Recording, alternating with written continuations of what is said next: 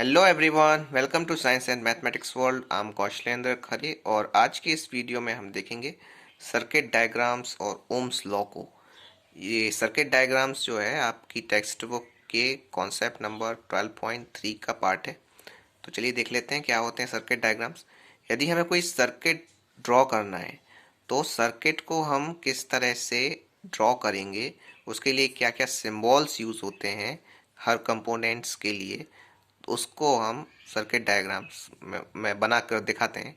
तो उसके लिए क्या क्या यूज़ होंगे वो सब हम आज यहाँ देखेंगे। तो इसमें symbols of commonly used component in electrical circuit diagram जो है वो इस तरह से। यहाँ कंपोनेंट है, यहाँ सिंबल दिया है इसका। जो सेल है, इलेक्ट्रिकल सेल, उसे किस तरह से डिनोट करते हैं। यहाँ पे एक बड़ी डंडी होती है, एक छोटी डंडी, और इस तरह से एक पॉजिटिव बड़ी जो लाइन होती है उसके पास पॉजिटिव साइन रहता है, स्मॉल के पास नेगेटिव साइन रहता है। तो इस तरह से रहता है। तो ये इलेक्ट्रिकल सेल हो गई। अब इलेक्ट्रिकल सेल के बाद जो बैटरी और कॉम्बिनेशन ऑफ सेल, जब combination of cell is known as battery, और उसे हम इस तरह से डिनोट करते हैं कि एक बड़ी डंडी, एक छोटी डंडी, फिर से बड़ी डंडी, फिर छोटी, फिर बड़ी डंडी, फिर छोटी डंडी। यहाँ पॉजिटिव साइन रहता है, यहाँ माइनस साइन रहता है। तो ये क्या है, बैटरी और कॉम्बिनेशन ऑफ सेल। एक होता है प्लग की और स्विच ओपन, मतलब जब स्विच ऑन नहीं है, स्विच ऑन नहीं है, स्विच बंद है, ठीक है। तो ऑफ सिचुएशन में प्लग की जो है वो इस तरह से होता है, एक ब्रैकेट जैसा बना दीजिए आप और ऐसे लगा दीजिए। उसमें मतलब वो है कि वो ऑन नहीं है, बंद है वो। और जब प्लग की और स्विच क्लोज्ड, स्विच क्लोज्ड है मतलब स्विच ऑन है, यहाँ से करंट पास हो सकता है। तो इसमें इसमें कोई नहीं, ऐसे ही बनाते हैं जैसा ये बना है, और उसमें आप एक बिंदी रख देते हैं तो हो जाता है। अब वायर ज्वाइंट, अब वायर को कैसे ज्वाइन करेंगे। यदि आपको दो वायर को ज्वाइंट दिखाना है तो ऐसे सीधे लगाइए और ऐसे करके इस तरह से, तो ये हो जाएगा आपका वायर ज्वाइंट। अब वायर क्रॉसिंग विदाउट ज्वाइंटिंग, अब एक वायर है उसको आपको क्रॉस करना है बिना ज्वाइंट के। तो जैसे एक ऐसा गया और इसको नाक के ऐसा चला गया, तो नाक के ऐसा जाने के लिए इसको इस तरह से कर देते हैं कि बिना ज्वाइंट के क्रॉस कर गया वायर। तो इस तरह होता है। हालांकि ये दोनों साइन जो होते हैं अभी हम यूज़ नहीं करेंगे, ये आपकी 10th में यूज़ नहीं होते। अब इलेक्ट्रिकल बल्ब जो है वो इस तरह से यूज़ होता है, सबसे सिंपल वाला। और जे वाला बल्ब आपने देखा होगा जो वैसा होता है, तो वैसा बल्ब यूज़ होता है। ये ग्लोइंग बल्ब है, जल रहा है। और यदि जल नहीं रहा है तो शांत बल्ब होता है, तो उसको आप बिना जले दिखा सकते हो। अब बढ़ते हैं हम दूसरे साइन की तरफ, जो कि है आपका रेजिस्टर और रेजिस्टेंस आर। एक रेजिस्टर है जो कि रेजिस्टेंस आर का है, तो उसे हम कैसे दिखाएंगे, ऐसे सीधे सीधे सीधे, ये हो गया।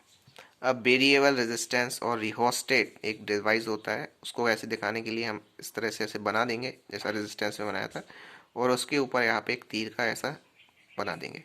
और या फिर इस तरह से भी बना सकते हैं, ऊपर इस तरह से लगा के।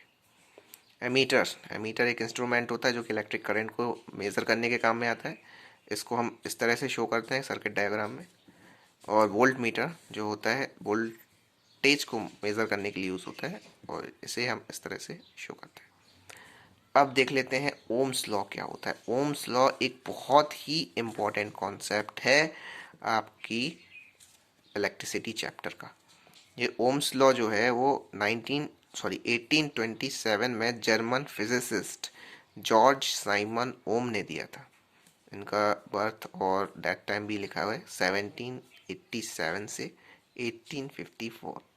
और इन्होंने एक रिलेशनशिप दिया था, current flowing through a metallic wire and potential difference across its terminal.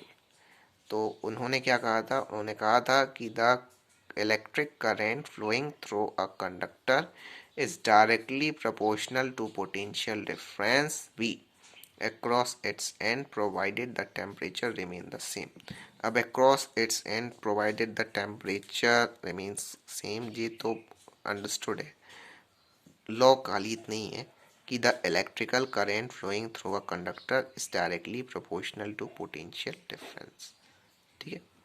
Cross एट्स इन मतलब उस क्रॉस एट्स इन मतलब उसके पोटेंशियल डिफरेंस उसके एंड्स में जितना हो। और जो टेम्परेचर रिमेन कांस्टेंट, ये सबसे इंपॉर्टेंट चीज़ है कि टेम्परेचर इसमें कांस्टेंट रहता है, ठीक है, सेम रहेगा।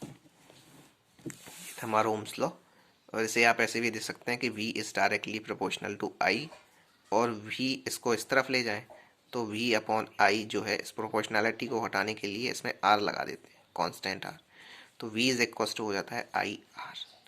तो ये है हमारा ओम्स लॉ।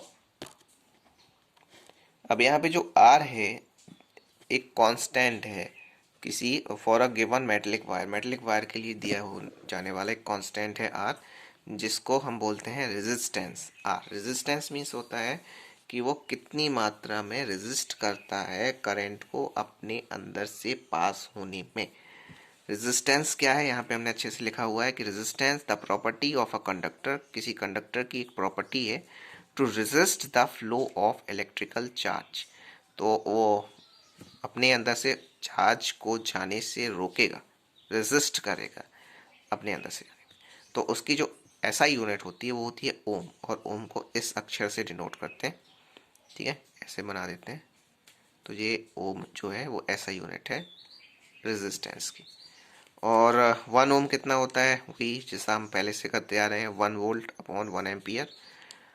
तो जैसे V is equal to IR होता है, उसी फॉर्मूले से वो रख देते हैं। देखिए V is equal to IR लिखा है यहाँ, तो V अपॉन I जो होगा वो हो जाएगा R। और जब V 1 वोल्ट है और करंट जो है वो 1 एम्पियर है, तो रेजिस्टेंस कितना हो जाएगा, 1 ओम हो जाएगा। ये है। तो अब थोड़ा सा और देख लेते हैं कि component use to regulate electric current without changing voltage source is called variable resistance. मतलब ऐसा कंपोनेंट जो कि यूज होता है करंट को रेगुलेट करने के लिए बिना वोल्टेज सोर्स को चेंज किए, करंट को बढ़ाने में या घटाने में, रेगुलेट मीन्स होता है बढ़ाने या घटाने में यूज हो, और उसको क्या बोलेंगे, वेरिएबल रेजिस्टेंस बोलेंगे।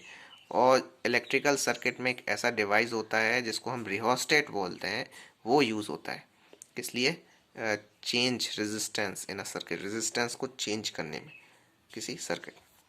और अब इसमें ये भी दिया हुआ है कि a component of given size that offers a low resistance is called a good conductor. मतलब जो सबसे कम रेजिस्टेंस दे किसी भी कंडक्टर में, किसी भी कंपोनेंट ऑफ गिवन उसी साइज का जो कंपोनेंट होता है जो कि सबसे कम रेजिस्टेंस दे, उसको अच्छा कंडक्टर बोलते हैं, या सिंपली कंडक्टर बोल देते हैं। और component of identical size that offers the high resistance